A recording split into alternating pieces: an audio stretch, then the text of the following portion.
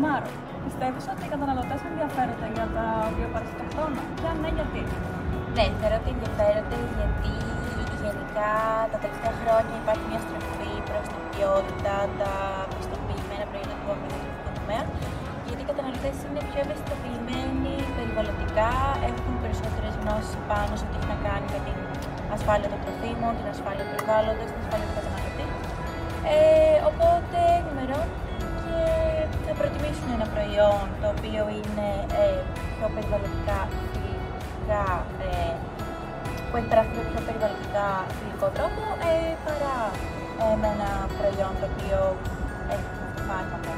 Συμφωνώ και σίγουρα τους ενδιαφέρει και το ότι τα προϊόντα αυτά παράχθηκαν με ηθικό τρόπο, επειδή οι γεωργοί δεν εκτέθηκαν σε τόσο μεγάλο κίνδυνο, οπότε σίγουρα και αυτό παίζει το ρόλο. Ως γεωπόνο και σύμβουλο, τι σε ενδιαφέρει περισσότερο σχετικά με τα βιοπαρασιτοκτόνα, η συμβατότητα με την εκάστοτε νομοθεσία ή οι στόχοι βιωσιμότητας που έχουν τεθεί και από την ίδια την Ευρωπαϊκή Ένωση?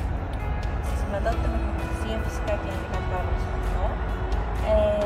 Από εκεί και πέρα όμως η βιωσιμότητα θεωρώ ότι έχει πολύ μεγαλύτερο αντίκτυπο, γιατί θα πρέπει να παράγουμε προϊόντα με τέτοιο τρόπο ώστε να μπορούν και οι επόμενες γενιές να συνεχίσουν να παράγουν προϊόντα, και αν εμείς καταστρέψουμε τον πλανήτη και εξαντλήσουμε όλους τους πολύ φυσικούς πόρους, δεν θα έχουμε τίποτα να αφήσουμε στους επόμενους. Οπότε είναι και κοινωνικά και ηθικά και καταναλωτικά και περιβαλλοντικά και σημαντικό. Πώς φαντάζεσαι ως γεωπόνος το ιδανικό σύστημα βιώσιμης διαχείρισης των παρασίτων στο μέλλον? Νομίζω ότι το πρώτο βήμα πρέπει να γίνει είναι να υπάρξει μεγαλύτερη εξοικείωση και αλλαγή της κουλτούρας στους παραγωγούς. Δεν έχουμε εμπιστοσύνη σε πιο βιολογικές μεθόδους και αυτό θα πρέπει να αλλάξει.